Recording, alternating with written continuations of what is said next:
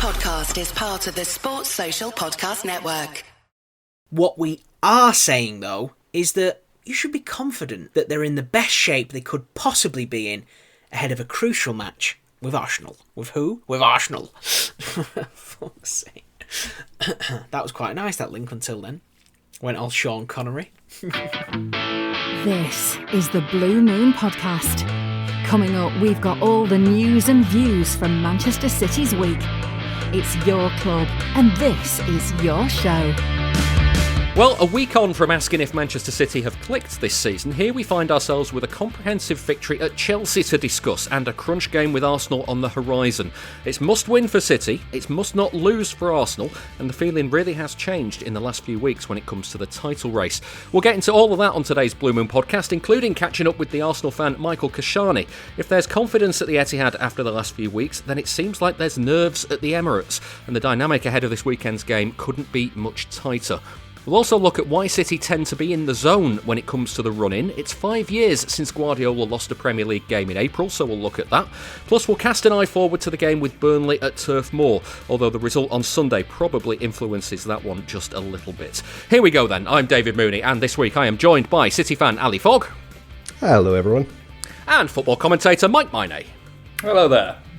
So, I don't know if you two saw this, because Mike, I don't know if you were, I assume, given that I'm seeing you all over TNT and all over every radio station, and you're commentating as much as time will physically allow. I don't know if you've seen the extra stuff around the City game at the weekend, but there was a City fan who went viral for drinking from an Arsenal bottle. I can't decide, Ali, I can't decide if he's drinking, if it's the old, the old drinking your tears meme, if it's drinking Arsenal tears, or if he's saying that Arsenal's bottle's gone. Either way, I'm a little bit worried that he's starting to tempt fate, and we've gone a little bit early with this. So I want your stories of tempting fate. Have you ever got away with tempting fate? Have you ever not got away with it? What's happened, Mike? Have you been tempting fate any time? I have seen the video clip. I was at Sunderland on Sunday, driving back, listening to the Chelsea game, and then when I got home, all over social media is this City fan drinking out the Arsenal bottle. Maybe also a nod, who knows, to Thomas Frank's days at Tottenham, drinking out the Arsenal Cup. Forgot that was only a few months ago. It feels like a lifetime ago. But yeah, I think it's a dangerous tactic, because you know full well if Arsenal, for example, were to win on Sunday or to win the title, that they are going to use that meme themselves, if not have the entire Emirates Stadium when they lift the trophy drinking out of Manchester City bottles. Tempting fate for me. I can remember when I got my first ever BBC gig, or at least it was offered to me with BBC Radio Kent. I put it all over social media that I'd got this opportunity, suddenly realising I actually hadn't got a kit to broadcast from. And this game was down in Dover, and we were all of a sudden heavily reliant on some service station meetup with a Radio Kent reporter to get the kit. And it was on, so I think they told me on the Monday I'd got the gig. The game was on the Saturday, and I genuinely think between Tuesday, Wednesday, Thursday, that was on and off about 4 or 5 times. Can we get the kit to you? Can we not? Can we find it? Can we not? Have you got the right stuff? Have you got what you need? Have you got as much as you need as possible? And I think after that, I learnt never to tempt fate again. So no matter what gig I get, no matter how good the story is, it will never be mentioned until after I've done it. Even as recently as... Yeah. The first match of the day, what was it, a week, last Tuesday, wasn't it? Last February, in February, Spurs Newcastle. I never wanted to showboat about it, boast about it, until I'd actually put the mic down at the end of 90 minutes. I thought, something will happen here where I'm stuck on the tube or I'm stuck on the motorway. I was like, I'm just leaving it. It will happen. If it happens, the game is not. It's that bad. It's the first time it's never been broadcast on Match of the Day. There were literally no highlights from this game. Yeah. I just thought, I'll leave it. It'll happen, and we'll leave it there. So yeah, I'm not a big fan of tempting fate at all. Yeah, Ali, have you been tempting fate at all? I know that there is 0% chance you've been thinking that City will win this title even at this stage. So there's, I know you've not been tempting fate in that regard, but elsewhere, have you tempted fate? You know what? You sent me this, give me a heads up of this question about 12 hours ago now, and I've been racking my brains ever since, and it's made me realise something quite profound. Which you were superstitious. Well, no, since I've been probably about 10 years old, I've had a pathological aversion to tempting fate. I'm not at all superstitious in any way. I'm not the kind of person that's got lucky underpants or anything for match days, that kind of thing. But if I even feel myself tempting fate, I kind of get a knot in my stomach of anxiety, to the extent that while it is an honour, a privilege and a pleasure to come on this podcast with you from time to time, David, every time you ask me to predict the scores of the games for the charity bet at the end of the show, it tears me up inside having to actually say I think City are going to win a game and then put that out publicly. But I will say that I was struggling to come up with any answer about this at all until a moment ago when Mike mentioned doing work for the BBC, and it does prompt me to mention that away from football, when I'm with my day job hat on, there have been 2 or 3 times when I've been scheduled to appear on BBC news shows because people who work as runners and producers and presenters on BBC live talk radio will phone me up and say, will you come on tomorrow morning and talk about X, Y and Z? And I'll say, yeah, sure. And then I'll tell people that I'm coming on, and then half an hour before you're due, you get a phone call saying, sorry, Donald Trump's invaded Iran or something, and you've been dumped again. So as the one who often has to make those phone calls, honestly, it's it pains me even when I haven't made the phone call to tell a guest that they're not coming on. So I feel you. It does happen a lot. So yeah, I will echo Mike's almost exact complaint from the other side. Excellent. Right, so let's talk football. Let's talk proper stuff. Mike, we'll come to the title race properly a bit later on. But just on this game, 0-0 at half time. You could be forgiven for City fans getting a bit anxious. But by the end of it, it just looks like another comfortable day at the office. Yeah, by all accounts, that the first half was slow, was pedestrian from City, not their sharp edge. I don't know whether they were trying to see what Chelsea would offer, because as much pressure is on City, as much pressure is on Chelsea to make the top 5. But it appears second half they just had a rocket placed up their backside and came out all guns blazing to the extent of absolutely blowing Chelsea apart. I think it's interesting, is that a lot has been made this season about City's second halves not being as good as the first or whatever. It kind of did flip round to be the second half was better. I still have that question mark when watching City. Have they had a complete 90 minutes this season? Probably not. But either way, in one of the halves, they are getting the necessary job done, and you've got the magical pop-up man of Nico O'Reilly, who comes up with headers when you need him most. Rayan Cherki had a fantastic game. What a touch and turn that was by Mark Gay. And I think it just maybe it's one of in the first half, nothing, because when you watch it, like, you could see they were still trying to do what they were doing in the second half. It just didn't click. It didn't come off right. Second half, everything they did try did come off, and it's just one of those, isn't it? And it's the classic, half-time reset. Does it help one team? Does it not? Clearly, it helped City there. It disaffected Chelsea. Watching Bayern Real last night, half-time didn't bother either team. They just came out the second half exactly as they did in the first half. So I still think we're waiting for that complete Manchester City performance. But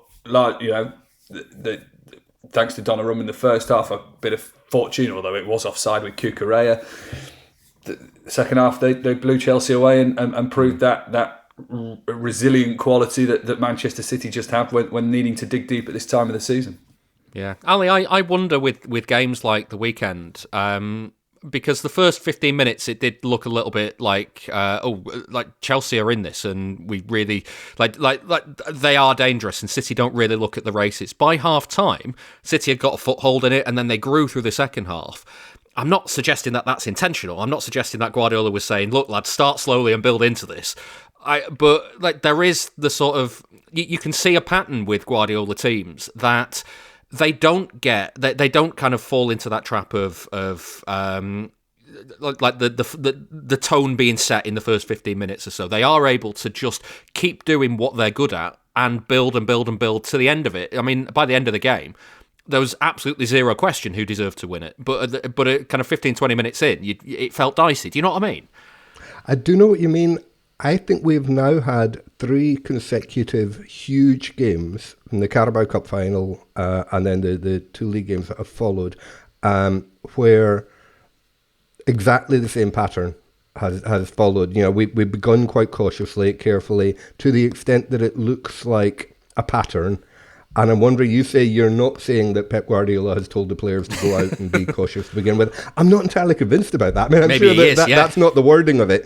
But I think, as Mike suggested, sounding out the opposition and actually, waiting to get a measure of what they are bringing to the table before we properly start pulling the trigger and giving them both barrels. I think actually that might be a strategy, and I'm not quite sure about the nuance of tactics as how Pep is describing it to the players, because it won't be in those terms, but I think in practice it might actually be that Pep has learned the lessons of earlier in the season, where so often we would go out flying for 45 minutes and then kind of either get complacent or think that the job's done or whatever was happening, and then teams would come back at us and we would end up drawing or even losing games that we looked at half-time to be about to win. So I think there might be a bit more to it than just coincidence that we've seen this pattern for several games in a row now. Yeah, the other side of this, Mike, and I don't know if this is I don't know if this is just a click thing, if City have just kind of found the magic for this season. But those last 3 games that Ali mentions, the difference that City have done as well is score the goals. Like they scored the 2 goals against Arsenal, they scored the 4 against Liverpool, the 3 against Chelsea. And you go back to those games where they did start well and then had poor second halves. They were 1-0 up against Brighton, they were 1-0 up against Chelsea, and they let that narrow lead slip. Whereas now they're in a position where they haven't conceded the goal, but at the same time, if they do concede, they have a little bit of insurance. They're taking more chances now, maybe. Yeah, I mean, go as recent as the Nottingham Forest game at the Etihad, that 2-2 is another example of City being dominant, having more of the ball, more of the shots, but just for whatever reason, it wasn't going in the back of the net. Now, as you say, they're taking the chances, and I think that can be. A win's a win. 3 points are 3 points, no matter whether you score 1 or whether you score 5. But if you're, again, I've never been in a dressing room. This is one for your pros that you speak to, or your ex-pros that you speak to. But if you're Arsenal watching City suddenly hammer Liverpool, all right, Liverpool aren't what they were last season, but still hammer a Liverpool side 4-0, hammer Chelsea 3-0. Same to Arsenal. Arsenal have maybe experienced it firsthand themselves with the League Cup final. If you're watching that, you've got to be fearful. Any team has now got to be fearful of Manchester City, and that then plays to City's strengths. Because if you're watching a side that's getting stronger, take Burnley in, just under a week's time. Suddenly they're going to feel, right, we have to really think defensively. And what does City thrive on? Total possession, total domination, and building on the edge of the opponent's box. And if you're sitting deeper and deeper and deeper, that suddenly your tactics change as a team, but City are allowed to do what they do. The teams that do well against City are the ones that take them on or try and counter them. But at the moment, if you're, but the aspect to that is the fear factor of actually if we go at City or we counter attack City, suddenly they go the other way and break, and they've got Haaland and they've got Cherki in form, Semenyo, and that will help City as much as City will help City. Let's start at the back then, Ali, because there's been a lot of discourse around Donnarumma and Trafford this season.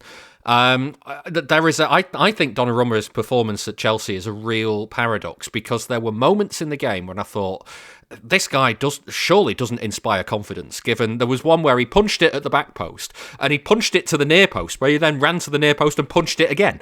And there's moments like that I'm thinking this just feels chaotic. But at the same time, the big moments come along, he makes the save. He's now got, I know 2 of them were Trafford, but there's 3 clean sheets in a row there. There is a centre-back pairing ahead of him in Kusanov and Guehi that everything looks like, even if it doesn't feel secure in those individual moments, across the 90 minutes, it does feel secure. I don't know. It's like seeing the same thing from 2 different angles. I don't know. Do you feel confident with it, or do you not feel like, I don't know? Yeah.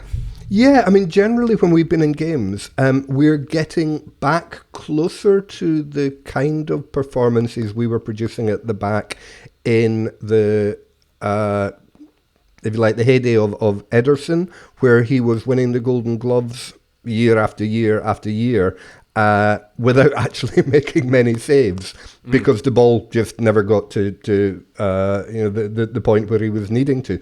And I think when leaving the Donnarumma versus Trafford debate aside for one moment, when you've got defenders playing as well as Kusanov and Gay have been playing, and obviously the solidity of Rodri and Bernardo in front of them, and just the quality of our possession game, there's much less call for Donnarumma to produce those world-class shot-stopping moments, which he is the best at. I mean, I have got a lot of reservations about Donnarumma as an all-round goalkeeper. I'm kind of 50-50 torn on whether we know that he's a better goalkeeper than James Trafford. I don't think it's an obvious call.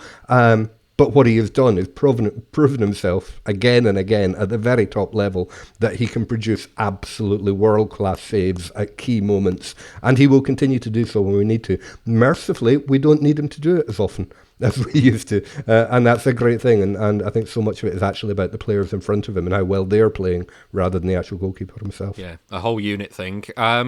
Mike, let me bring this in from Cameron, who got in touch to say, I heard in a recent episode about the Donnarumma Trafford situation being likened to Czech Courtois at Chelsea. But I think there's a difference. Trafford and Donnarumma are a lot closer in age. There's nothing to say that Donnarumma couldn't do another 10 years at City. I also fear that we let Trafford go and then Donnarumma leaves soon after, like Courtois left after Czech left Chelsea. I can see this being lose-lose, whatever happens. I'm interested because it was suggested on last week's show, I think, by Adam Monk, that is there a situation where you could loan James Trafford out for a couple of seasons, and then when Donnarumma moves on, James Trafford then comes in as the replacement there. But as Cameron says, if Donnarumma is your long-term solution, that's just it, isn't it? Like you don't put your stock in Donnarumma and then go, actually a year later, no, we're not going to bother with that. Yeah, I think. I mean, unless Donnarumma has made it clear to the club he's here for 2 years, why is there a fear that that City are going to lose both? That one won't stay. I think it's probably been said many times. I think it is unfortunate in the James Trafford situation. He was brought into the club as number one. 2 weeks later, he's not number one, and he has to sit on the bench. And I understand his frustration if he wants to move on. The Trafford loan situation to me would seem to be a what's the word? Like a second best option to City. Always thinking that Donnarumma's going to walk out the door tomorrow and having that option to bring a good goalkeeper in James Trafford back. So I don't necessarily agree with any of that, and I don't think that ever forms part of Manchester City's planning. And I would imagine that if both were to leave, they'd have another goalkeeper in mind that they'd want to bring in anyway as a more than suitable number one. It is a risky position. It's the most probably one of the trickiest ones to find for top teams at the moment. You can't just go out and buy David Raya, for example. You can't, So I've tied myself in knots here a little bit, but I think is this ultimately like at some point we're just going to have to, as fans, we're just going to have to accept that they're two great goalkeepers. One of them is going to have to go, and ultimately the decision at the moment looks as though, well, it doesn't look as though it is. It's Donnarumma. That's the number one. That's it. Full stop. End of story. Yeah. I think that's probably the easiest and most simplistic way to put it, is that however the club I don't know whether clearly the club weren't expecting Donnarumma to be available as he was. His situation at PSG seemed to fall apart quite quickly, by which point City brought Trafford in, and was it too good an opportunity to turn down? As Ali was saying, on those world-class saves, those instinctive save moments, probably yes, it was too good to turn down. financially, it's a bit of a mess because you've paid to bring Trafford back. Then you're going to let him go again. Where's he going to go? I've seen links to Spurs, given that Vicario might go. Would he want to join Spurs at this moment? Who knows? It's a delicate situation. One thing I will say, bar the odd little thing that seems to come out, and you know, no problem with Trafford saying it in post-match interviews or whatever, because he will be asked about it. I think the club have handled it well. There isn't a weekly noise about the goalkeeper situation and the frustrations of James Trafford. Yes, like I say, during an FA Cup game and ahead of the semi-finals, and if City get there ahead of the final, he'll be asked about that situation time and time again, as will Pep, as will you know, as I say, James Trafford. But they've handled it professionally, and that's most important. I have a slightly wild theory you might enjoy. A trajectory for James Trafford at this point.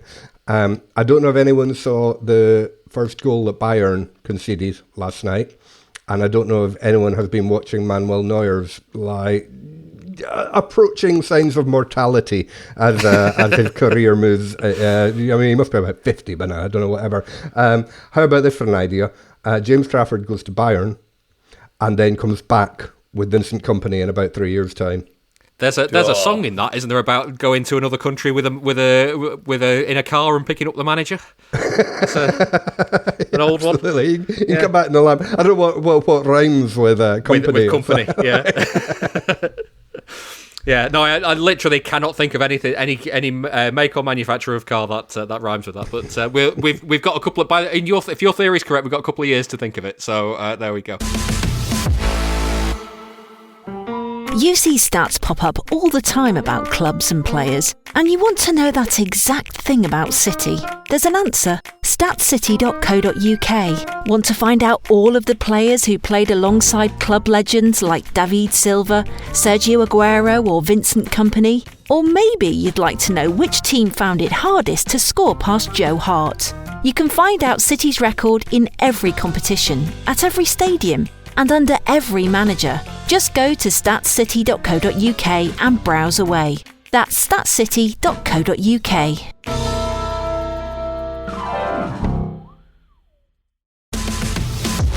You can listen to the show ad-free by joining our Patreon, patreon.com/Blue Moon Podcast. Just on the defence as well, Ali, I've seen there's obviously a lot been said about Kusanov and his kind of meteoric rise from 12 months ago and where he was when he first arrived.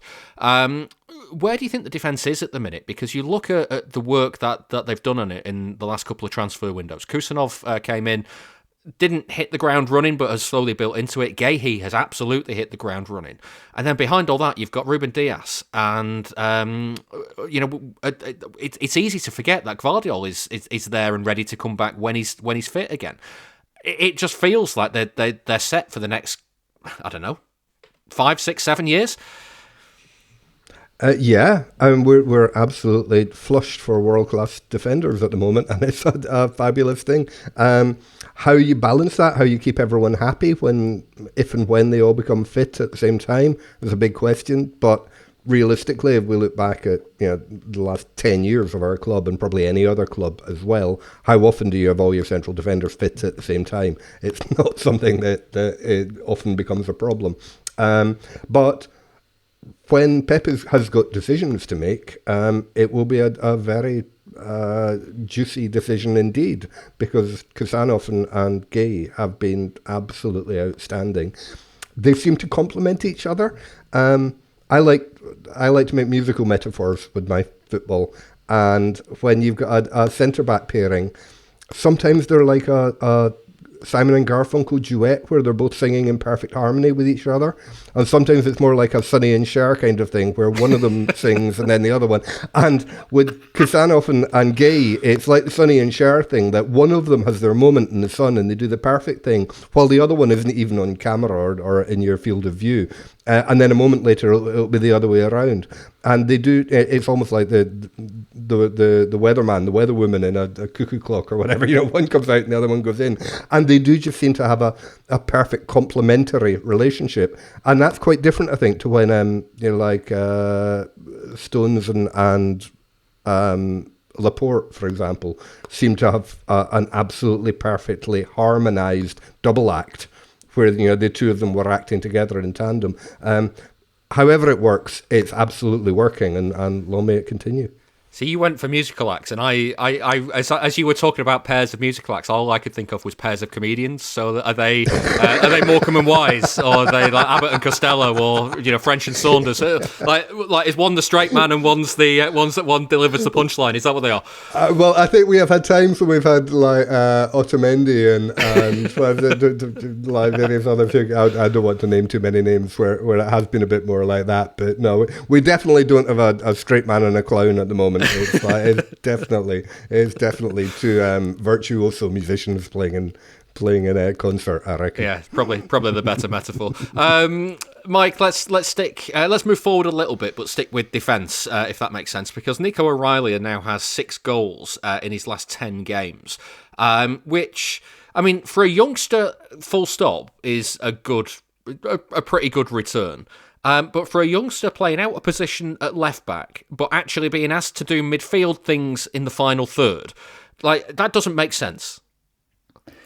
It doesn't, unless Pep Guardiola is your manager, in which case then it does. Yeah. It makes perfect sense. How many times has a midfielder been converted to left back and it being a success? But I think within Nico O'Reilly's role, he is allowed, obviously, to have that venture forward when needed. And it almost seems, it's not that it can't be the plan, otherwise teams, I mean, I could be a Premier League manager defending against it, you watch Nico O'Reilly, because he seems to just ghost in the right positions at the right time. The 2 headers against Arsenal, the header against Chelsea, it's almost becoming his trademark, and it's too simplistic to say that. But I think his beauty is, in the academy, he played a lot of roles within the midfield, a 6, an 8, a 10. He has that experience of being able to do that anyway, clearly with being an accomplished talent as he is. All Pep's had to do is just maybe watch the left back side of things a little bit with him and coach him that. But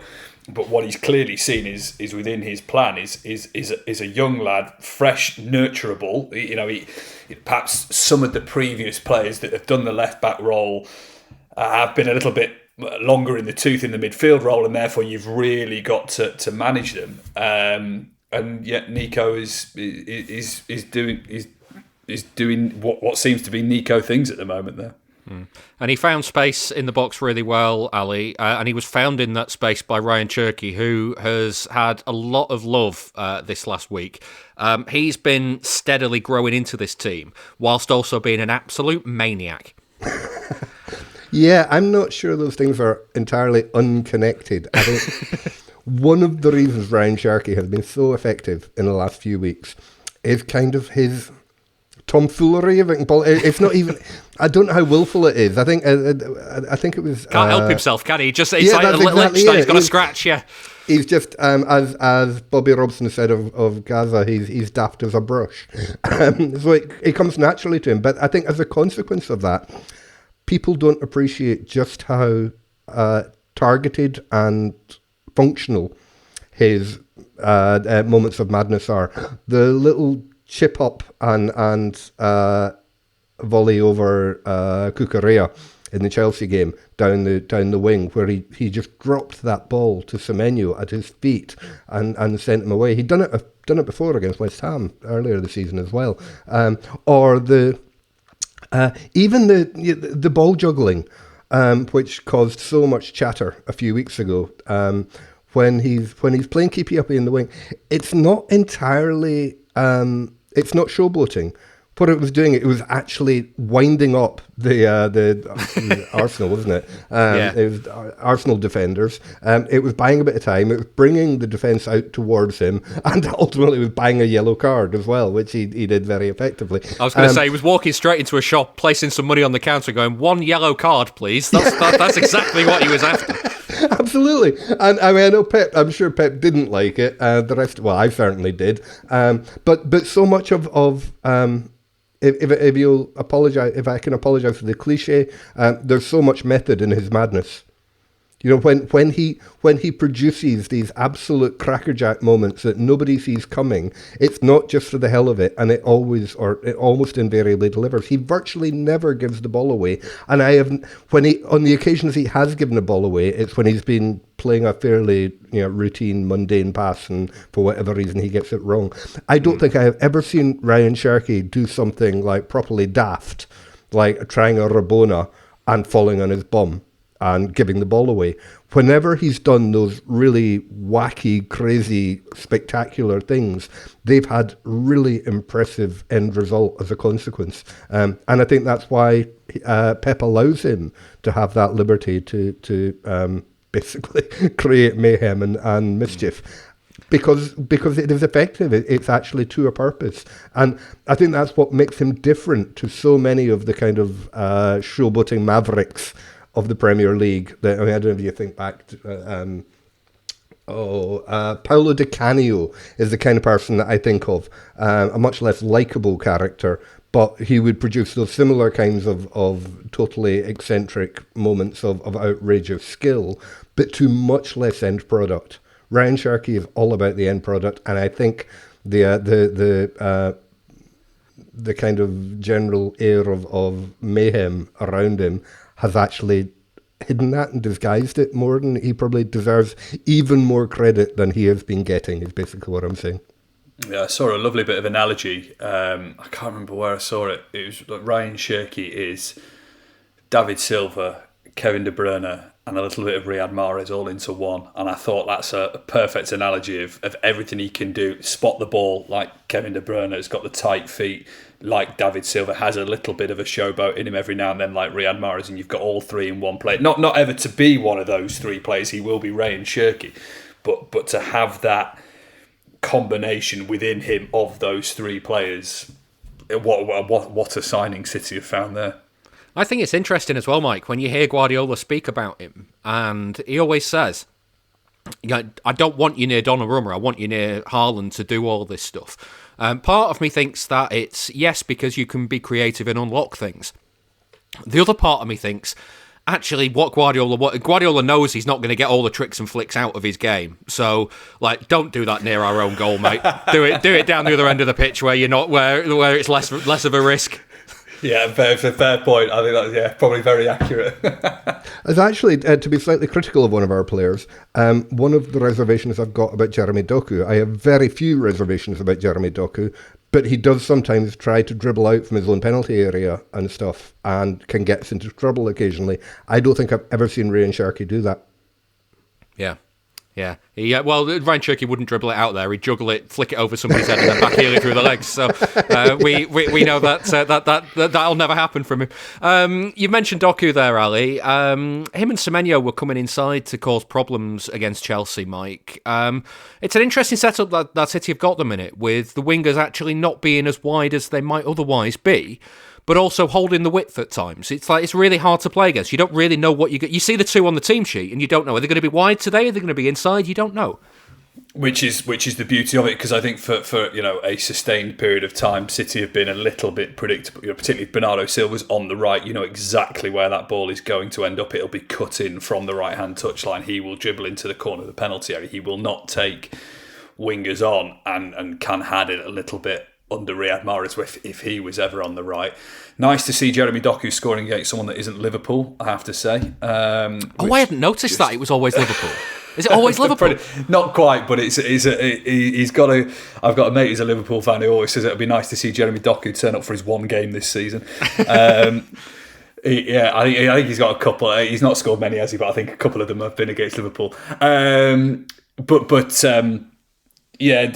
Doku I still need to be convinced by. I think Semenyo we know has hit the ground running, but as you say, it is the ability of both. And Doku's end product sometimes lack, but what you love about him is the unpredictability. Is he going to take this man on right now, or is he going to wait and do it next time? Will he go down the wing? Will he cut inside? And Semenyo's got the same ability. So I think that's a real useful ploy to have for Manchester City is the unpredictability. How does a defender, like I say, go back to Bernardo Silva, defender always knew to try and show Bernardo Silva down the line on the right hand side, because he would not cross it, he would wait for support.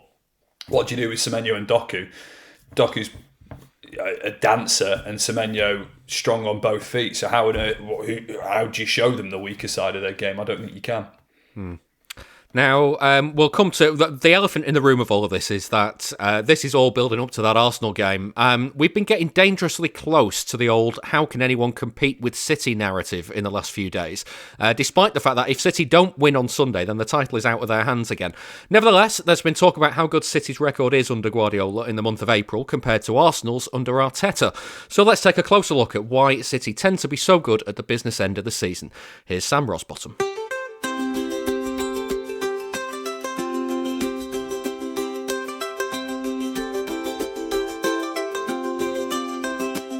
It's April, spring has sprung, apparently, and Manchester City are in their end of season, all guns blazing mode under Pep Guardiola.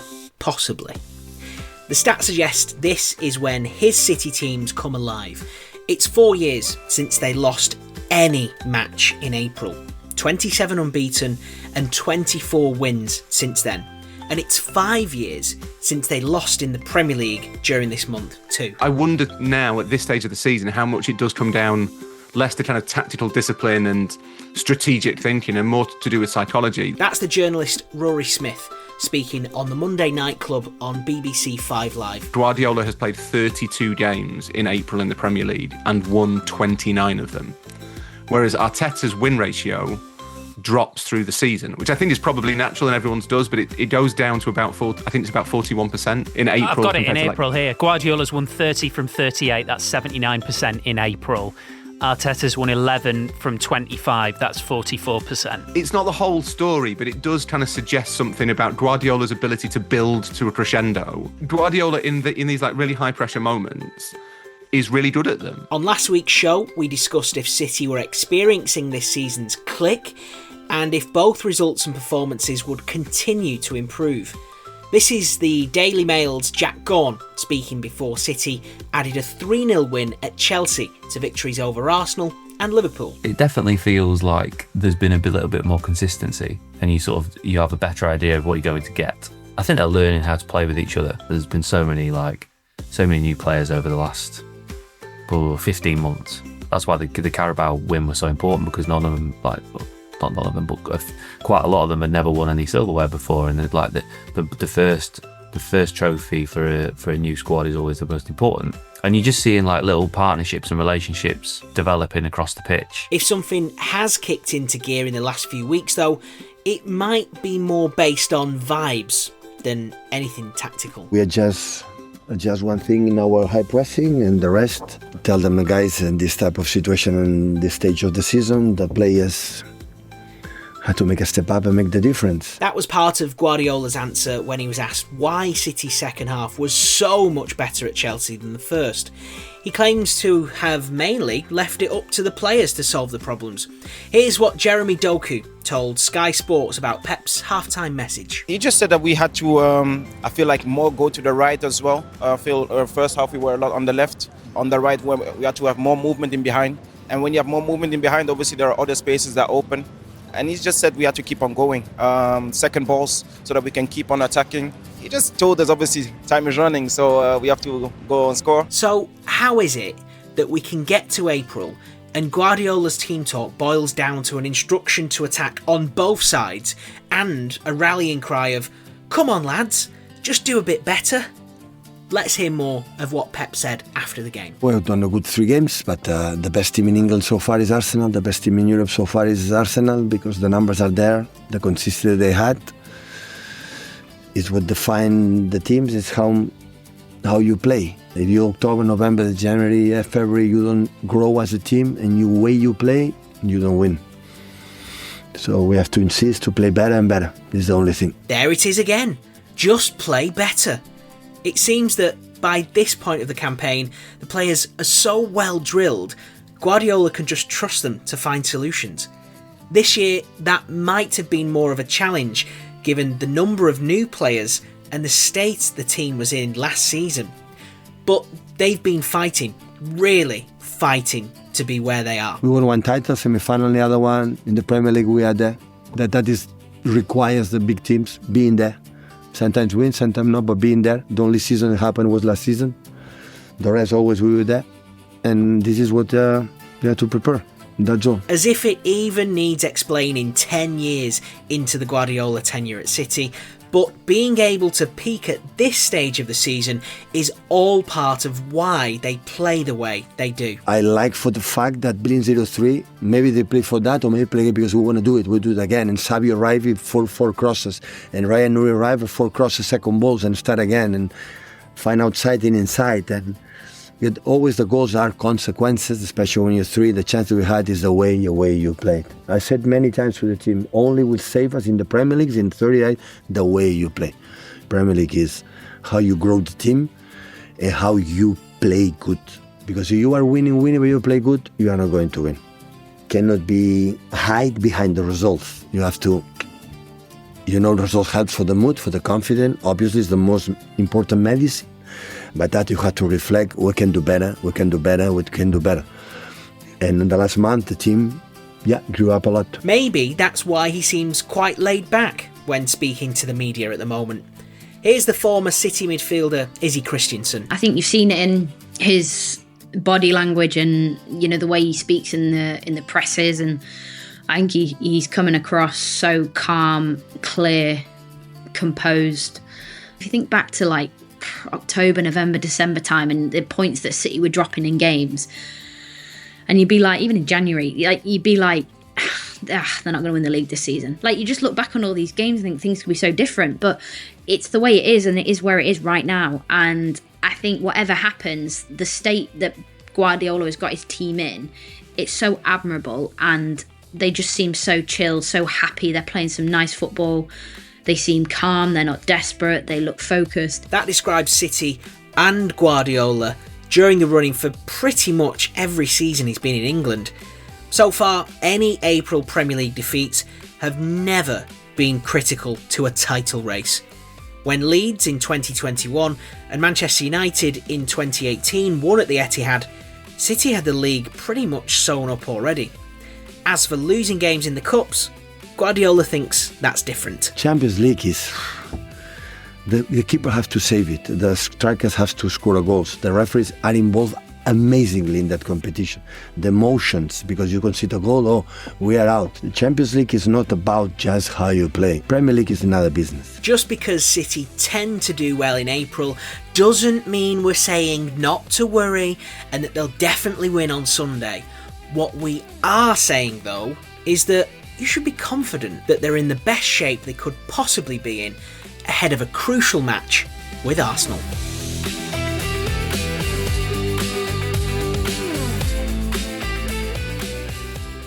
Hi, this is Patrick Vieira. You're listening to the Blue Moon podcast.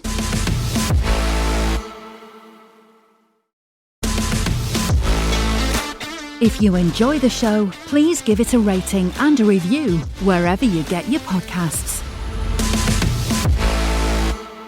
City's record in April there. Ali, it's looking pretty good.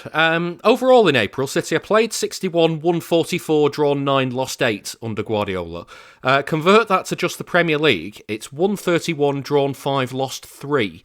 And those 3 defeats, Chelsea in his first season, when things were still being ironed out, United in his second season, when the title was pretty much already sewn up, they were going on to get 100 points, Leeds in lockdown in 2021 in the middle of a crucial Champions League game against Dortmund where the title was already sewn up. So what I'm saying is when the going gets tough and the pressure's on, City turn up. They do. And the credit has to go entirely to Pep Guardiola because very few football managers can produce that out of their teams. I think there's an interesting thing about football, which is that very few pundits, experts, whatever, talk about peaking. If you follow any other sport, if you follow athletics particularly, but you also get it in tennis and most other professional sports, the expert coaches and the performance psychologists will talk about how you plan for maybe 9 months ahead to peak for the Olympics. So a sprinter, a sprinting coach will carefully plan the delivery and the trajectory of timings and performances for how you approach peak fitness for those 4 weeks of the Olympics or the World Championships or whatever it might be. Is this marathon training, essentially? It can. That's the thing as well, but it's, I think, as much psychological as it is physiological, because the human emotional capacity, the human brain can only cope with a certain amount of pressure for a certain amount of time before it starts to fold a little bit. And what Pep Guardiola is the master of, I don't know, I can't claim I know how he does it, but leaning back on a very ancient psychology degree and a background in sports psychology in particular, it's absolutely a real thing that he is doing. However, whatever magic he's brewing back there in the dressing room. But what City have absolutely nailed under Pep Guardiola is peaking at the key point in the season, getting the best performances from all of his players at the right time.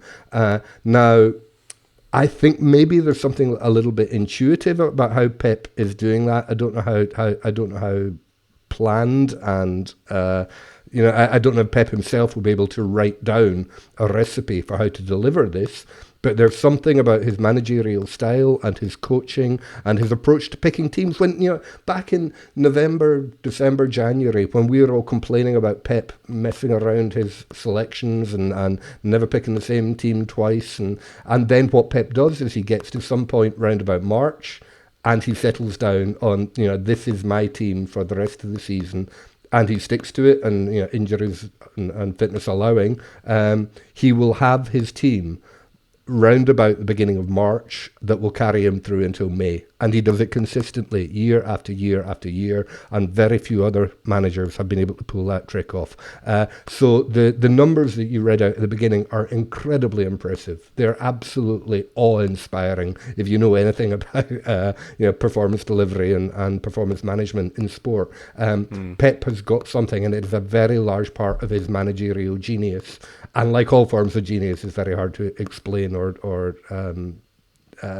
quantify in any way, but he's got it. Yeah, Mike, even last season, when it fell apart in the winter time and City were terrible for a 2-month spell, they even peaked in the April time then. Because when you look back at the performances, I know they lost the cup final to Crystal Palace, and I know that was the big disappointment. That was the only defeat in a kind of like a 15-16 game spell. They were even though the level was below a title challenge, they were still peaking at the end of the season. Yeah, and I know he joked about it in his press conference the other day, and I was speaking to Adrian Durham at TalkSport about this on Monday night. Psychologically, is there not something in this warm weather or warmer Manchester weather? So Pep said, if it was sunny in Manchester in November, we'd win the title by January. And are you suggesting it's just seasonal affective disorder? Maybe. I know it's a lot more than that. I am taking the mick a little bit, but there is a thing that when winter time ticks over and Manchester City click into gear, it's around February, March, April where Manchester is warmer than it usually is. Let's not say it's hot by any stretch of the imagination. And maybe it does have an impact, it's little daft things, isn't it? Again, psychologically, but sun's out, you start to smile a little bit more, and maybe. And I think also what helps, and it clearly had to start at some point, so maybe the credit goes to the sides of 2018-19, where these ridiculous 14, 15, 16 game winning runs happened in January onwards on repeated occasions for City to win a title. But if you've got, say this year, you're Gay, you're Semenyo, you're Cherki, you are part of a side that, and this is where Arsenal, I think, don't have this, and if they win the title this year, they will have it now, is this know-how, this belief, this knowledge to go and win a title. If you look around and you look at John Stones, even though he's not playing, or Ruben Diaz, or Rodri in the midfield, you've got these people who just know how to drag a team, suddenly have this fight, who don't give up, who know in January that actually, even though you're 9-10 points behind Arsenal, this title is still winnable because they've done it before. It changes your mindset, and you believe, and then and suddenly everything comes together. There's a lot, like I say, there is peak physical aspects of it that I totally agree with what Ali's saying there. But I think there's a mental side of it as well, and I think whether it's sunshine or whether it's just looking around the dressing room to who is there, suddenly if if you believe you are with a pack of greats, you will not doubt yourself, your ability, and I think that helps just as much as the physical aspect. Yeah. So, Ali, how does all this feed into the weekend then? Because Arsenal will have it in their own hands if they avoid defeat. City pretty much have to win to keep it. It then stays in both teams' hands. Would you rather be the team that's feeling good but needs to win, or the team that's maybe had a little bit of a wobble and can avoid defeat? I think if you were to ask the typical Arsenal fan and the typical Manchester City fan, how are you feeling this week? You will get the answer to your question there. I would much, much rather be in the position that we are in today than Arsenal. We have got the momentum as it stands. We have, to all intents and purposes, got the title within our hands. And we are playing our biggest rivals at home in the biggest game of the season. At the point you've just started playing your best football as well. At the point, yeah, exactly that. Yeah. When we are, like, I've said a moment ago, when we are peaking. There's absolutely no doubt in my mind that I would rather be where we are than where Arsenal are. I still have an enormous churning bucket of anxiety about there's that it. Knot again. Yeah. There's that knot, exactly that. Yeah, and I am not. I couldn't call myself confident. I bumped into a friend at a cinema last night, and I bumped into a friend in the queue, and he said, "How are you feeling about Sunday?" And I'm feeling awful. Despite the fact that I'm quite confident at the same time, and that's, I guess, the curse of the football fan. I agree with what you said. There is a must win, and that's less about the mathematical numbers on the paper, and it's all about the momentum that we have got at the moment. That if we get anything other than a victory on Sunday, I think it'll completely slam the brakes on all the momentum that we've built up over the last month or so. And it will do the exact opposite to Arsenal. It will suddenly put a whole lot more wind in their sails if they get even a point. So it's incredibly important. I think, to all intents and purposes, it's as close to a title decider as you can ever have on, whatever is it, 19th of April. Yeah. I suddenly got, when he said title decider, then those two words took me back to that United game in 2012, and I remember feeling sick the whole day. That was horrible. Mike, what does City do in this game? As good as the City football has been recently, I can't help but get the feeling that Arsenal are going to come to the Etihad and try and make this, ultra terrible, absolutely tetchy, really horrible and bitty. How does City avoid getting drawn into that? This sounds probably so Pep Guardiola, but play your own game. Play the way you know. Don't come to them. We've seen it, haven't we, over the last couple of times Arsenal have come to the Etihad, and that's a big boost as well. If this game was at the Emirates, I think it's a completely different outlook for Manchester City. City know they're at home. Both sides actually have very similar runnings in terms of league position of opposition, level of opposition. I think City's most difficult one will be Bournemouth away. I know it's Villa on the final day. Arsenal, Newcastle at home is probably the toughest of their remaining fixtures, but within that they also have now a double-header Champions League semi-final against a very robust and tough Atletico Madrid side that might rough them up a little bit. But I think City can't be drawn in. Was it last season's game of the dark arts, the famous Arteta tactics, the 2-2? I just don't think you can be drawn into that. Play your own game. If Arsenal wants a time waste, let them do it. I think if they want to try and rough City up a little bit, let them do it. I don't know who the referee is, but you would hope that it'll be one of the top ones who will have a firm grip on the game. But I think just with City's form, I don't see why you change anything now. I think there's a team with a flow. There's a team with confidence. There's a team that know just what. A month ago, they beat Arsenal themselves on neutral ground. So with the Etihad behind them, will that just give them an extra 1%? I just don't see why City need to try anything new, think of anything new.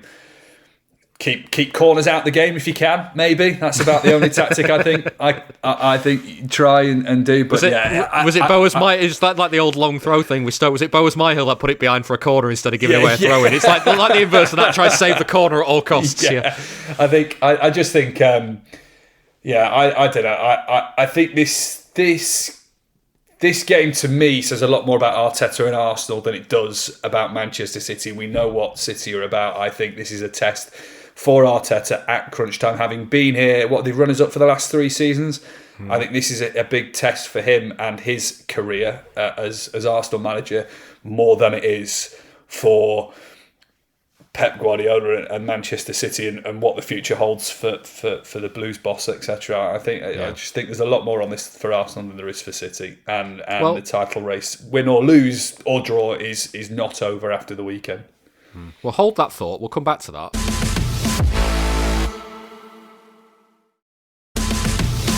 Ad-free episodes are available on Patreon. Sign up at patreon.com/Blue Moon Podcast.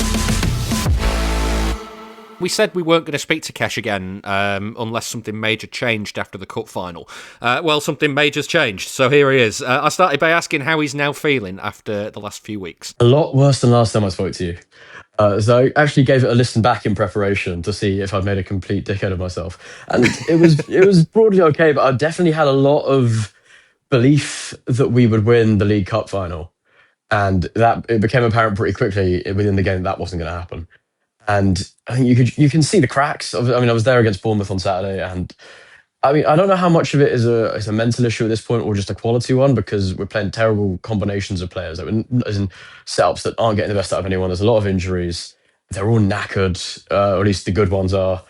And now we're sort of in that, and then the mental spiral starts as well. There's massive pressure in the stadium. If it all feels like it's coming to a head this weekend, and it's the biggest test you could ask for in the situation. You got to win these kinds of games to be champions. Think about your lot in 11-12 against United.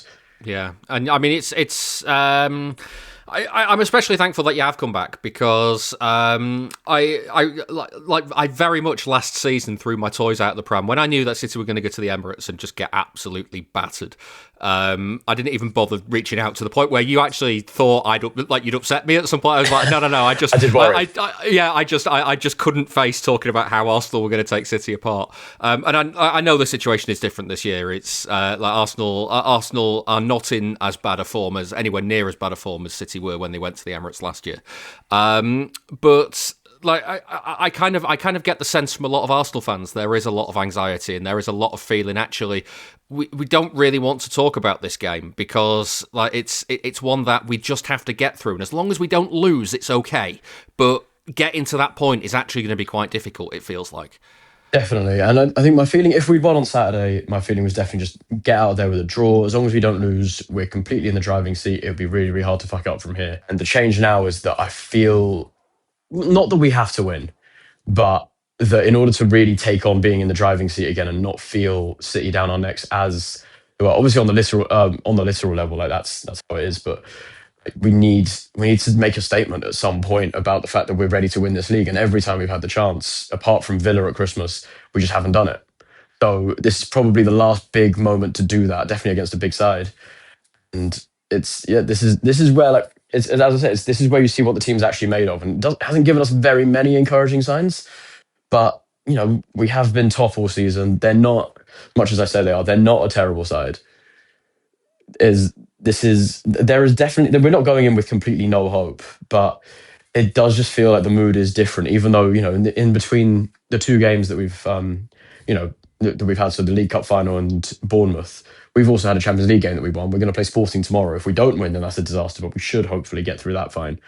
So, there's 2 wins out of 4, while City have had 2 wins out of 2. It's not a horrible run of form to be coming into it on. It's not completely circling the drain, well, barring Sporting tomorrow. It's hard to see how we go to the Etihad and really make that statement. Yeah, I was going to say there is obviously the Sporting game in between that we're talking ahead of. What's the general feeling here? Because I've seen a few people liken it to coming to the Etihad in 2023.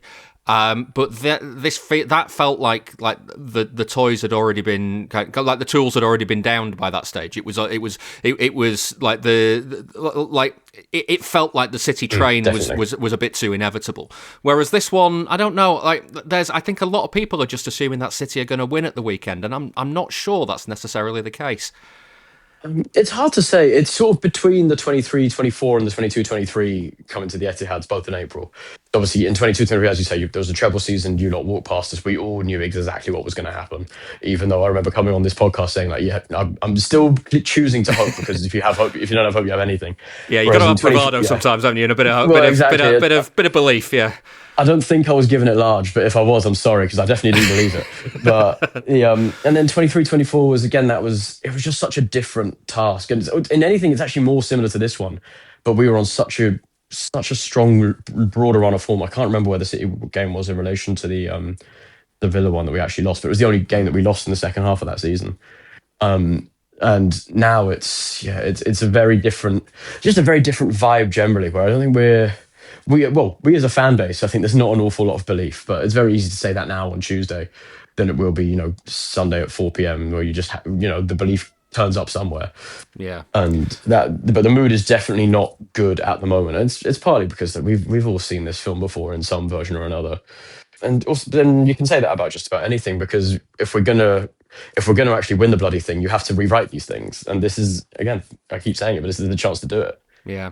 Does the April thing worry you? There's been stats this week about how Guardiola is very good in the month of April, where Arteta's win rate drops as the season goes along. I don't know. I don't know if the sample size is big enough for Arteta to take too much into that, especially since his first April at the club was lockdown, I believe. So there wasn't any games in April. So that's a season out the window anyway. But it kind of suggests that City are very good at building to something at the end of the season in a way that Arsenal haven't quite managed yet. Yeah, no one listens to this podcast when we're telling about how City end seasons, last season accepted. And it is that pacing thing that also United used to be very good at under Ferguson, that we fly out, we do the opposite. We fly out the blocks, and then, by April, it's less of, broadly, I think it's less of a mental thing and a bit more of just a physical thing. Arteta isn't a great rotator, the style is very intense even when it's dull. And it's, the reason our midfield was so rubbish on Saturdays, because they're exhausted. We've run these two guys, Zubimendi and Rice, completely into the ground. Guardiola has done irrevocable damage to my mental health. So there's not about his Aprils. There's nothing that needs to be explained to me there. But it's of course a worry, and I think I can't say a huge amount for the rest of the fan base, but I've definitely had in my head that City aren't out of it until it's mathematically done, and that may never happen because of Guardiola and because of the way that he paces teams through a season. And it's unfortunately one of the things that Arteta very much didn't seem to learn from him. Yeah, I'm wondering if you regret. You've said it a few times to me privately, but I wonder if you regret coming on the podcast and calling City the non-giving up school guy from The Simpsons.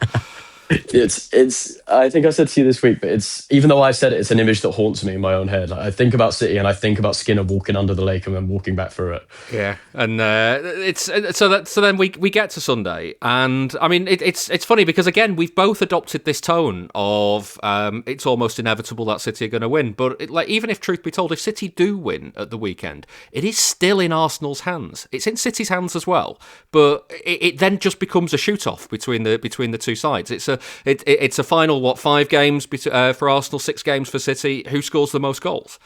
It's true, but then I don't see Arsenal winning that one. Maybe, the hope for us with City is that if you get to the FA Cup final and Palace gets to the Conference League final, it will cause some real congestion at the end of the season. But the fact that I'm looking at that kind of stuff when we were 9 points clear going into the weekend and should have been 12 doesn't speak to incredibly good health. And I think if it gets to the point where we've lost 2 in a row, it's very hard to see us then putting a 5-game winning run together, even if it's against teams that are all at the bottom half of the table. Stranger things and all of that. But then there's a point of encouragement. Talking to another City friend who was saying that City haven't really put 2 good halves together through most of this season. And Chelsea on the weekend was an example of that. Like, the first half, it's not that you were terrible or Chelsea were on top, but that was a team that there were openings, there was room, and they weren't doing too much in terms of killing Chelsea. Then obviously second half, it was a lot like the League Cup final. You sort of work the game out as it was going on, and then you're in. But then that suggests as well, like obviously we were absolutely awful in that first half. In the actually no, I'm going to take that back. We were okay in the first half, and then we were absolutely awful in the second half. But we didn't offer much attacking threat apart from that one chance that we had. And maybe that's because City just hold you at bay and then punch you when you're tired. Or maybe it's because they're not putting together full 90s like they used to. And if you come out the blocks and actually go at them, there is something to be had with some first half dominance. But I also don't trust us now to properly hold off City like we would have done in the first half of the season. Yeah, I imagine caution will be the watchword of the day for Arteta at the weekend, because a draw is a good result for Arsenal. So, with that in mind, how do you see the game going? Is he basically going to come to the Etihad and try and suffer ball his way out of there? I wouldn't be surprised at all if he does that. If anything, I kind of expect that more than anything. I mean, if you had to ask me how I think the game's going to go right now, I think it would be like the League Cup final, and a little opening here and there in the first half. We've also got a ton of injuries, and I have no idea who's going to be fit by the time the weekend comes around. But yeah, try and sort of weasel our way through the first half, have it fairly even, and then City just go up the gear, and we don't have that in us in the same way. But if we can get, if we can do something in the first half, maybe then there is the opening to only concede one goal in the second half and have a 1-1 draw that doesn't make us happy, but definitely eases that pressure a little bit. But I don't think we're going to come to play, so to speak. Yeah, I was going to say, well, if that's the case, though, what happens? Well, two questions, really. What happens if City take the lead? But what happens if you take the lead? If City take the lead, it depends. I think the sensible thing would be to try and make sure that City don't double it and then sort of gain whatever control you can back against the Guardiola side, rather than panic and then try and fly out the blocks back at it, because that's when City will just pick us off. But then maybe that's someone who's watched too much Arteta ball down the years. If we go ahead, I would imagine that, against most teams this year and last year in particular, we will score a goal and then kind of retreat. And we'll pack within ourselves and kind of think, one goal is probably enough, because, an Arsenal writer I like very much and a friend, he said, he once said that we have to work so hard to score a goal, which is a really good way of putting it. But it's so much harder for us to attack and to create than it is to try and see a game out defensively. So yeah, I think if we go ahead, and unfortunately the set pieces are dried up now as well. But yeah, if we go ahead, I think it will be very much scoring and then retreating and then trying to get one on the counter, which could happen because I know City aren't as bomb-proof on transitions as they used to be, but we're not exactly the biggest counter threat in the world. Yeah. It's City at the weekend, then Newcastle, Fulham, West Ham, Burnley, Crystal Palace for Arsenal. As you say, the Sporting tie, we've not played it yet, but you would expect Arsenal to qualify from there. How nervy is the end of the season? How are the fans coping with this at this stage? Because I remember, you referenced 2012 with City before, I remember the anxiety going into each weekend of that first one. And I'm interested in your thoughts on this, because if Arsenal have something to prove this season with, can they get over the line and can they do it? Do you feel that they're playing against a team that doesn't have anything to prove? Even if a lot of this City team's new, a lot of it hasn't won the title before, and a lot of it is still learning their way through this back end of the season. It's almost as if the accepted narrative is that City just will be there again next season. It doesn't matter. Whereas for Arsenal, if you don't win it this year, do you kind of miss your best opportunity to win it? I don't know.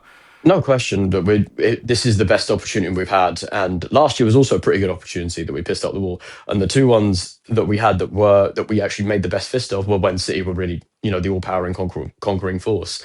So there's definitely a massive feeling around the place that this is our chance and we're about to blow it. And you asked before how the fans are coping, and the short answer is they're not. The stadium was a very weird place to be on Saturday because, I wasn't exactly massively present, but I was 9-10 years old when we had the Invincibles year, and sort of I remember the title wins just about, the one before in 2002.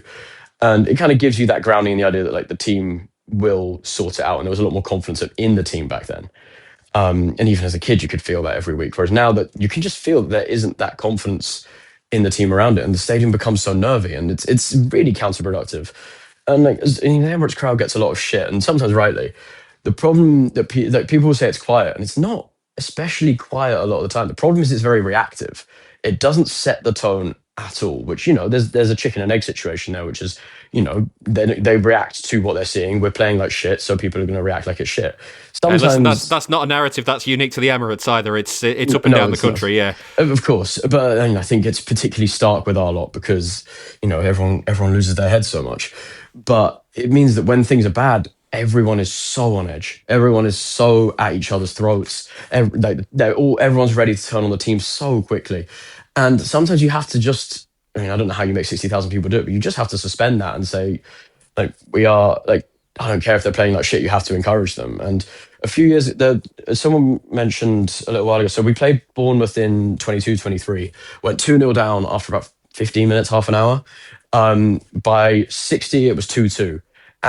But the encouragement the team had in between 15 and let's say 50 when we actually scored, completely different reaction to when we went 1-0 down. On the weekend, because I think it's people being let down. Everyone's tired of this nonsense. We're all exhausted. But ultimately, what do you expect is going to happen if you stand around groaning? That being said, it's also very hard to then say, "Oh, they're playing like shit. Let's give them even more support." It is that chicken and egg thing. But the crowd is completely on edge, and it's definitely transmitting through to the players. But then you also don't want to blame the crowd for the fact that the players are not hacking it mentally like they should. So yeah, sorry, I've just kind of gone round in circles there. But the short answer is is that everyone is incredibly on edge and it's not helping anything, and that's transmitting to the team, and it's also coming from the team because the team are clearly nervous. Yeah. So that brings us to the weekend then. If you do win, does that mood just changes though, doesn't it? If you do win at the weekend, so are you going to be optimistic, Kesh, or pessimistic, Kesh? What are you having for the score prediction, and how do you think it'll go? Despite everything I've said, I can't bring myself to not predict us to win. So I'll go for a 1-0, a grubby and horrible 1-0, because I have to believe in something. But I think, as I said earlier, even in 22-23, I predicted us to get some kind of result, because you have to, if you have no belief, you have nothing. And if that happens, does the mood change on a sixpence? Does it change instantly? It changes massively very quickly, but I don't think there's that level of trust in the team that we'll play that game. We'll go, what would it be, 9 points clear, but you don't have a game in hand, so functionally 6 points clear. And I don't think there would be that trust in the team. That's it, that's done. So everyone will still be nervous. Everyone is still expecting a few draws, but it's just the easing of tension and pressure, which I do think means that they'll be able to play with a bit more freedom as well. This is the Blue Moon Podcast. But don't worry, it'll be over soon. Arsenal fan Michael Keshani there. So just to pick up from Mike's point from earlier, Ally, and speaking to Kesh and hearing what he had to say about how Arsenal were feeling. Do you feel like this City team has anything to prove these days, in the way that the Arsenal team this season probably does have something to prove? It's like they've been runners-up for so many seasons now. It's kind of like, are you going to do it? Are you going to get over the line? It feels like we know where City are. We know that like who City are and what their identity is. But a lot of the players are new. A lot of the players haven't won the league before.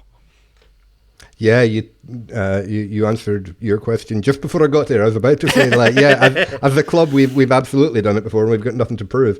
But there are probably 8 of the 11 players in that team that have still got everything to prove to themselves, and I'm sure they want to prove it to the world as well, that they are the best players in England, among the best players in Europe. So there's absolutely no shortage of motivation and desire. I think it's actually a really good blend of young hunger. We've got so many young, fiercely ambitious players, but we've also still got Bernardo and Rodri and John Stones hanging around in the background and so on and so forth. So there's a very healthy blend there. But the other part to your question is that I think there's a very different picture at Arsenal, where the pressure of we call it precedent, the amount of times they have finished second to City or finished second in competitions all over the place, must weigh on them like an absolute ton of bricks. And it's one of the several reasons that I'm confident, despite what I'm saying about the anxiety, like objectively speaking with my brain and not my heart, then everything says that there's so much more pressure on them for Sunday and then the coming weeks than there is on City. And I think what it really looks like Manchester City footballers are enjoying every game they play at the moment. And we talked about Cherki earlier, who's the best illustration of that. But they're all playing with smiles on their faces. I don't think any of the Arsenal players are playing with smiles on their faces at the moment at all. They're playing with fear and reservation, and their main concern is what might happen in a bad way. And it's a very different picture at City, I'm sure of it. Yeah, Mike, what Ali's just said there reminded me. Do you remember the Liverpool game in January 2019? That was, again, billed as a title decider. City won it 2-1. Ahead of that game, Guardiola said, everyone's talking about what if we lose? Well, what if we win? And that kind of, that to me sums up Guardiola's attitude in these weeks. He looks really relaxed. He looks like he's enjoying himself. As Ali says, the players all look like they're enjoying themselves. The pressure's on, and they're enjoying it. The absolute freaks. Like, who enjoys this? Yeah, not me. Not anyone normal, anyway. But that's them, isn't it? That's Pep. Yeah, they maybe it's part of the image they want to create that... Weirdly, we're in a title situation where it's in both teams' hands, but you look at, as you say, you look at the way the Arsenal players are playing at the minute, their tentativeness. You look at the lines Arteta is saying in press conferences. The I'm on fire thing was just very odd, I found. He must be feeling the pressure more than more than his players. He knows that he's had 6 years at Arsenal, one trophy, and that was in 2020 FA Cup, wasn't it? He knows this team has to. They're in it's a classic England 2006 situation. Sorry, Ali, of the golden generation, and whereas City constantly seem to have a golden generations. Arsenal know this is the golden conveyor belt of City. Yeah, that's what it is, isn't it? Yeah. Arsenal know that this is their golden generation and have to see worth for it. And if they don't, it'll be disappointing. Which is what I'm more intrigued on Sunday to see what Arsenal do than what City do. I think City are in a situation that I don't know whether they'd expect it to be. There's been times this season where Arsenal have shown them a door and City haven't been able to walk through it. Think Forest at home, think West Ham away. Whereas now it does seem like Arsenal have shown the door and City are starting to walk through it. But I think it's more about how Arsenal respond, how they approach the game. Are they happy with a point? It seems in the last 2 or 3 years when they've come to the Etihad and we've watched them that they're happy with a point and they take the point. I think they take the point this time, but I think they need 3, and that we will see what approach they come with on Sunday. But I think the game is more about them than it is about Manchester City. Yeah, I did the maths on that. If City don't win, it is out of their hands again. But if they draw, then they'll need Arsenal to lose once. If they lose to Arsenal, they'll need Arsenal to lose twice. So if Arsenal do come and settle for a point, then they've got leeway in just one game between then and the end of the season. It does feel like it could be quite tight. Mike, we should get to this point in the show as well. City do have another game. They do play Burnley this week as well, which understandably doesn't take a lot of the focus given the size of the Arsenal game at the weekend. But I've seen you've been commentating on them a couple of times recently. Could this be a little nasty one off the back of the Burnley game going away to Turf Moor? No. Tempting fate, Mike. Tempting fate. And you know full well that if it is a victory against Arsenal, Pep Guardiola's line is Burnley is the most important game of the season, and all the players will repeat the same message, and you know that's exactly what's coming. I have seen Burnley a handful of times this season. They are a difficult watch. They lack. Yeah, this is going to finish 1-0 Burnley now, isn't it? When I say this, but they lack power up front, precision up front. They lack a final ball. Defensively weak. They're just stuck in this cycle of a yo-yo. They'll smash the Championship next year, unless Tottenham go down, in which case I believe Tottenham will smash the Championship next year. but I just they're just. It was Brighton didn't have to play at 100% Brighton to beat them on Saturday, for example. I have actually seen them win at Turf Moor this year. They beat Sunderland at a first home game of the season, I think it was. But apart from that, they're a difficult watch. I know we'll get onto it. Prediction-wise, I've said 4-0. I think they'll try and be resilient to begin with. They will sit back. They will let City come. But once City get one, City will get 2, 3 or 4. They're a disconnected. They're not disconnected. Scott Parker has a lot of belief in his team, and he has a lot of. They are a committed team. They never purposely drop their heads. They never give up fully. They just haven't got Premier League quality in there this year. They're lacking a consistent goal scorer. They are lacking a more cohesive defence into midfield structure. They have. I think weirdly, Wolves might finish bottom. Wolves have been a better team to watch than Burnley this year. It's one of them, I guess, Ali, where if City get the job done on Sunday, and as Mike says, the comments from Guardiola and the players will all be Burnley the next one, like it's a tough game, that sort of thing. It's just it's that stage of the season now, isn't it? Where it's just you just have to go and win. That's it, and that's what City thrive under. So, we as fans can be anxious about it, but we can be anxious about it with the knowledge that the players are in the best place possible to get the job done. And if they don't get the job done, then so be it. But they are still in the best place to get it done right now. Yeah, I was listening to what Mike was saying there and imagining what Pep Guardiola would be saying if he was on my mic at this exact moment. And it would be like, Burnley are an incredible team. They've got quality all over the pitch. There's no such thing as a bad team in the Premier League. They will, we will treat this as the most difficult game we've had since Arsenal on Sunday. And both Pep and Mike are right because, City do have to approach the game on the assumption that it will be the toughest game that they will play all season. But Mike is absolutely right that Burnley, particularly since about November, I think I haven't actually looked at the results, but I got the sense they started really quite well and they were really quite impressive for a couple of months. But for a long time now, they've looked absolutely toothless and really not. I think they are the weakest. They have been. I'm watching Tempting Fate again. For a long time now, they have been the weakest team in the Premier League. With a possible nod towards Spurs. But also, as you say, how I feel about the game on Wednesday will be massively affected by what happens on Sunday. It was quite difficult choosing our charity bets without knowing what the result is on Sunday, because depending how that's gone, I will change my opinion quite dramatically. All rational argument and evidence suggests that it should be a fairly straightforward day at the office on Wednesday. Yeah, well, let's get to the charity bet then, because after I was bemoaning our luck last week, step forward Adam Monk.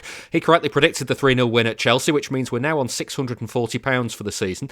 William Hill is giving us 3 £10 correct score singles. The winnings are going to the Man City Fans Food Bank Support Group, and they'll be collecting outside the Etihad again on Sunday up until about 4 o'clock. So go and see them with a donation if you can. We've heard already that Kesh has gone for a 1-0 Arsenal win this weekend. More out of hope than expectation, he says, but still. That's 11-1 and £110 if he's right. Mike, what are you having for City versus Arsenal? It'll be tight, I reckon. City, though, just with the quality of the form they've had, Arsenal, off the back of their recent scrappy performances, 2-1, I've said. And if we can sneak it in, I would like to put some money on City to beat Arsenal. The first question in the press conference will be, congratulations, are you now set for the title? And Pep's first word out of his mouth to add on to that bet will be Burnley. Yeah. Well, I can't do the second bit for you, but the first bit is 13-2 and £65 if you're right. Ali, a little peek behind the curtain. You wanted 2-1 for this game, and I, because Mike got in there first, I had to ask you for a change. So, what is your changed scoreline? Yeah, I'm going to go with my pessimistic gut and say that Arsenal will score first, but we will win the game in the second half, and I've now gone 3-1. 3-1 is 12-1 and 180 quid if you're right. Mike's already spilled the beans on his Burnley prediction, so you're going 4-0 Burnley, that's 11-1 and 110 quid. I have chucked in a 3-1 there because I originally wanted what Ali has gone for. So mine is 9-1 and 90 quid. Ali, what are you having? I've gone for the traditional Manchester City v Burnley score of 5-0, but only because I actually said 4-0, and then it turned out Mike had nicked that one too, bugger. Yeah, the dominoes all over the place on this one. But 5-0 is 18-1. Unfortunately, Riyad Mahrez and Sean Gota won't be available for City, so I'm not sure where all 5 of those goals are going to be coming from. But we can usually rely on one of those 2 for a goal against Burnley at Turf Moor. 18-1, 180 quid if you're right, Ali. You've got to be 18 or over to gamble. Prices can change, and for information on responsible gambling, take a look at gambleaware.org.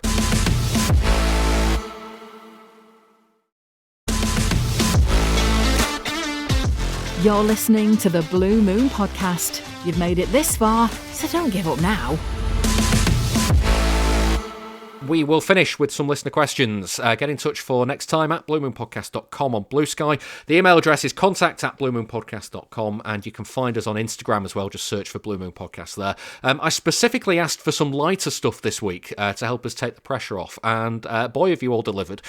Colton says, how much of the upturn in performances and vibes is down to Guardiola dressing better on the touchline? Mike, he has some dodgy clobber at times, doesn't he? Well, that dodgy clobber probably cost more than my entire wardrobe, so I'll not dig too much at Pep Guardiola. There have been some great, that famous grey woolen hoodie cardigan. Yeah, the Jardigan. That was by far the worst, I think, that I've ever seen anyone ever wear. But he's getting a bit smarter, isn't he? He had a really nice CP jumper on, I think, last season. I think the club started to wear it a little bit on Champions League. That was really nice. That was my favourite. But yeah, what have we had recently? We've had the check shirts with the jeans, haven't we? Maybe he's testing out. City did a post the other day, didn't they, on social media? I saw of 10 years of immaculate fits or something like that. And from the manager who used to wear a suit on his arrival to a manager who's now wearing check shirt like he's about to go in the Northern Quarter just after the game. He's got it all covered. Manchester's got him, that's what it is. Ali, I don't know if you remember this, but a couple of years ago, when City were going for the title last time, he kept wearing that black polo neck jumper. And basically, it came out after the Fulham game because it was like 30 degrees the day of the Fulham game, and he still had it on. And it came out that he's just really superstitious, and he was like, "I didn't want to change the jumper." Yeah, I have to take issue with the question that we're discussing here because I'm not sure Pep Guardiola's fashion choices have ever been anything less than impeccable. They might not always be mine, but it is one of the low-key joys of following City is getting to see what Pep has come out in next week. Because I don't know if there's ever been a manager who's got quite so much variety. It's everything from like radical political hoodies to the suit to the. I don't know, has he ever done a tracksuit? I feel like he probably must have done it at some point. You never know what you're going to get next. But I did particularly love the kind of hipster granddad look from a few weeks ago. That was a good one. I like that. Yeah, I am just digging out now an image to send to you of one of my all-time favourite Guardiola jumpers, which I was in the press conference, and when he walked out in this, for people who are listening, I'll stick it on the socials in a bit. When he walked out in this jumper, the room took a gasp. That's how that's just kind of that's the man he is, that he can just pull off something like that. It's for those listening, it's kind of like a brown and red and black and yellow stripy outfit. Okay, I'm now looking. I would like to retract my earlier comment and say Pep Guardiola has only ever once fluffed his fashion choices, because that's a horror. That's an absolute horror. It's a choice, isn't it? Yeah. It's Paul Smith's famous for his stripes, isn't he? I think it's like Paul Smith on steroids, isn't it, really, that jumper? Yeah. It's incredible stuff. Kieran got in touch on Blue Sky to say, hand on heart, who is your all-time favourite pre-takeover player, and what is your all-time favourite pre-takeover goal and why? So pre-takeover goals and players. Mike, any that stand out for you? I think, I mean, certainly one of them has got to be up for my age and that era. Ali Benarbia always sticks out. Knew you were going to say that.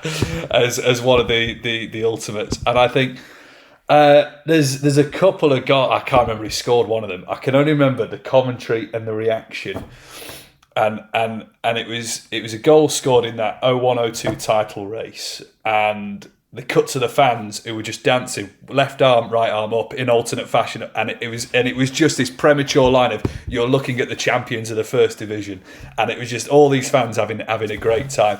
But recently, actually, one of the earlier ones that I do remember came up on a retro feed I saw the other day. It was not even a Manchester City one, just retro goals.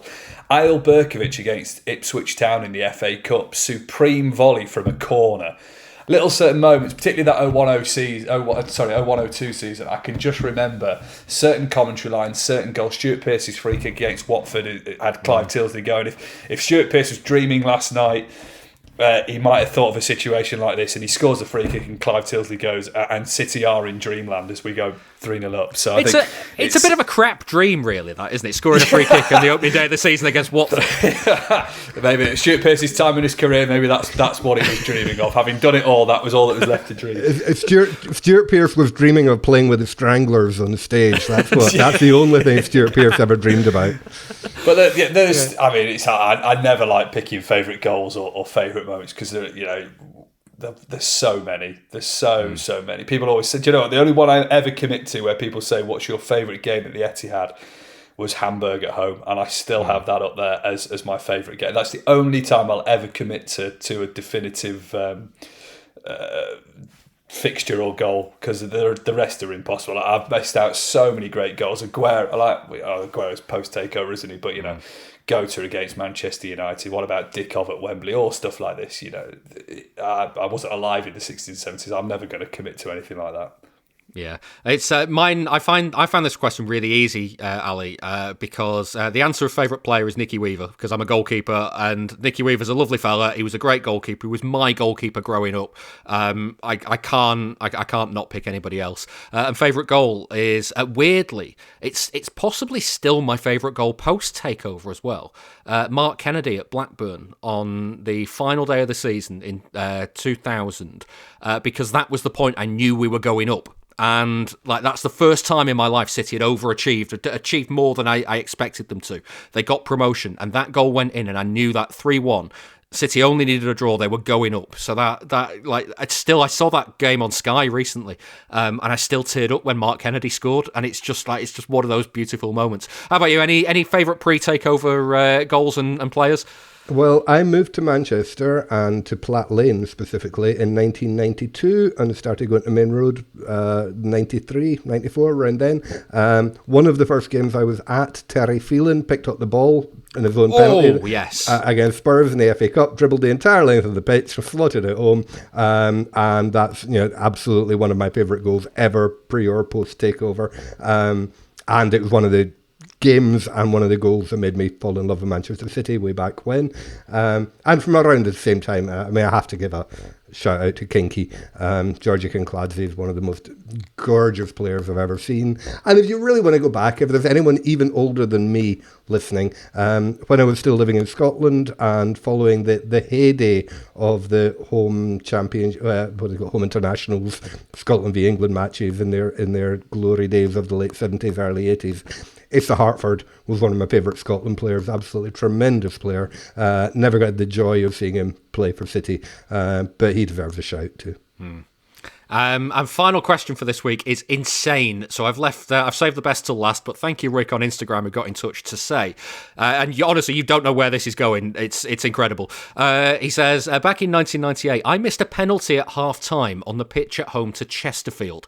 I was 10 at the time. To this day, I have a hatred for Chester the Field Mouse, their mascot. Are there any mascots that you have a dislike for, and why? I don't expect anybody's got an answer to this question, but if anybody does have a hatred of any mascot, now is the time to speak up. Mike, are you any of the mascots out there that you've thought, I just cannot stand you?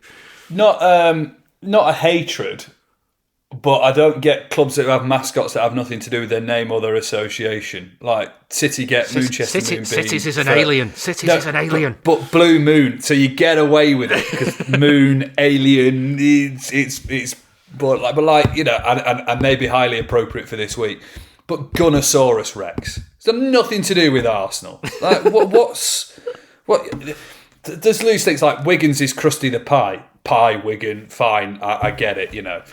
There are some that, I was just reading a list earlier of like Bloomfield Bear for Blackpool. Like, it's got nothing to do with Blackpool. Like, why not have a man walking around in a Blackpool Tower costume, you know? Like, just surely Eddie the Eiffel. Eiffel Tower is probably a loose link for Blackpool anyway. But do you know, just stuff like that. I think that's PSG's, you know. Yeah, well, go PSG with Eddie the Eiffel. If not, I'll have the trademark copyright on that. But yeah, just like Chesterfield. But Chesterfield Mouse I'm on board with. It's clever. You know, they've thought about that. And I mean, it's borderline field mouse, Chesterfield. But at least it's appropriate. But it's just the ones where there's no link, and you're like, well, you've just got a mascot because apparently another club did it as well. You know. No, not for you. Ali, I have to give a shout out here to one of our friends' dads, who I don't know if he would be listening, but my friend will be, who missed a penalty against Manchester at half-time as a fully grown adult at the Etihad. And has never lived it down since. So, any stories? Have you ever missed a penalty against a mascot, or have you got any hatred of mascots? I have never missed a penalty against a mascot. I have to say, I'm not, at the risk of getting barred from the Etihad, I'm not a fan of Manchester and Moonbeam, whatever. How about the furry element? I don't like. I preferred the smooth-faced Manchester. That kind of it sat better with me than the furry one. It's just never felt like it belongs in the culture of Manchester City. Somehow there's something a bit corporate about them, like they were designed by a PR team down in London rather than someone on the Kipax. But I won't complain too much. What I will tell you is that my hometown team, my first love, is St Johnstone, and our mascot there is now called Brogan the Beagle. Now, we had a legendary striker in the 1970s called John Brogan. And that's what he's named after. I once asked one of my mates in Perth, like, yeah, okay, I get why we've got a mascot called Brogan, but why is he a beagle? And my mate replied, I think it was because Johnny Brogan smoked 40 tabs a day.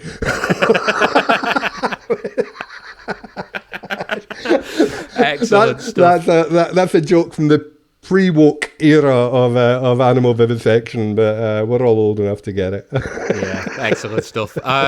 If you, I mean, I don't expect anybody's going to answer this question, but if you do have a hatred of a mascot, please do tell us why. Get in touch. But that is it for this episode of the Blue Moon Podcast. Thank you very much to my guests. Mike Minay, Mike, you are not hallucinating. This is how we are ending. If you want hallucination, go look at Partick Thistle's mascot. There's something that'll make you question mascots. Was it West Brom had a boiler for West a bit Brom as well? Boiler Man. Yeah, West Brom's Boiler Man. Yeah. Yeah. I mean, they got away with it because they were sponsored by a boiler company, weren't they? So I'll allow it because that had a link to the club. You've got no link. I'm not a fan of your mascot. Not a fan indeed. And also, thank you very much, Ally Fogg.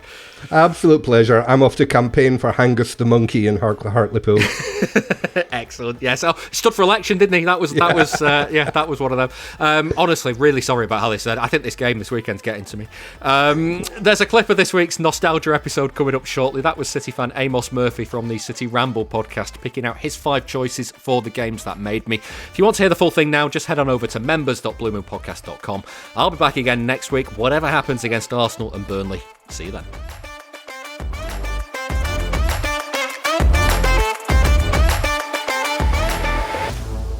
That was the Blue Moon Podcast. Please give the show a rating and a review where you can. And don't forget, you can listen without the ads by signing up to our Patreon. You'll also get an extra episode each Monday. Here's a clip of this week's. En route to the game itself, I got a buzz from Ryanair saying that the flight home was cancelled. Let's say a few local ales had been consumed by that point, and I get a notification saying you can book any Ryanair flight from any airport to any destination. City were playing Sheffield United in the FA Cup semi-final on the Saturday, so I figured, why don't you just head straight to London? So I didn't arrive in Stansted till about 1 a.m. UK time. Thought, I'm not paying for a hotel. I just slept on the airport floor. But the other aspect, actually, I'd agreed at this point to go on Football Focus outside Wembley at 11 a.m. When I'd left for Munich on Monday, I only had 2 days worth of clothes. It was now Saturday. The only option I had was buying a day pass pure gym. Just going in there at about what must have been 6:30 in the morning, and I'm there sort of trundling into the showers there, having a quick shower, darting it to Wembley Way to meet up with the BBC crew, which was actually the first TV appearance I'd done ever at that point, on the TV box for the first time, having not been home for about 5 days. You can listen to more of that at patreon.com/Blue Moon Podcast. And join us again next time for another episode.